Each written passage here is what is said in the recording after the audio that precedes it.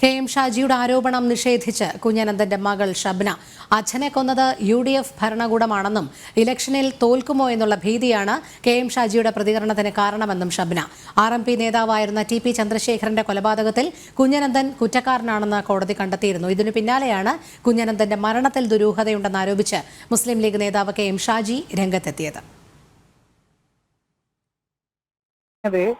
തീർത്തും കെ.എം. ഷാജിന്റെ ഭാവനയിൽ എടുത്ത് പറഞ്ഞതാണ്. ഒരുപക്ഷെ ഇലക്ഷനിൽ തോൽക്കപ്പെടുമോ എന്നുള്ള ബേജാറ് കൊണ്ട് പറഞ്ഞതായിരിക്കും. കാരണം ഞങ്ങൾ കുടുംബം എന്ന നിലക്ക് ഞങ്ങൾക്ക് അങ്ങനെ ഒരു ദുരൂഹതയോ ഞങ്ങൾക്ക് അങ്ങനെ അഭിപ്രായമോ ഈ ദിവസം വരെ ഉണ്ടായിട്ടില്ല.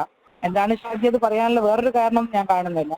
സത്യത്തിൽ ഞങ്ങൾക്ക് പറയാനുള്ളത്, അച്ഛനെ ചികിത്സ നിഷേധിച്ചുകൊണ്ട് കൃത്യമായ ചികിത്സ കൊടുക്കാതെ അച്ഛനെ കൊന്നതാണ് UDF. അത് പറയാനുള്ള ഒരു അവസരമായിട്ടാണ് ഞങ്ങൾ ഇതിനെ കാണുന്നത്.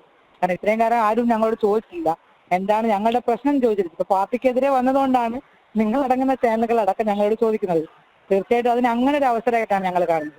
ഒരിക്കലും അച്ഛന് വയറ്റിൽ അസുഖം വന്ന സമയത്ത് ഒരു വിദഗ്ധ ചികിത്സ വേണം എന്ന് ഞങ്ങൾ കോടതിയിൽ ആവശ്യപ്പെട്ട സമയത്ത് പ്രോസിക്യൂഷൻ ഒരിക്കലും അത് അനുവദിച്ചിരുന്നില്ല.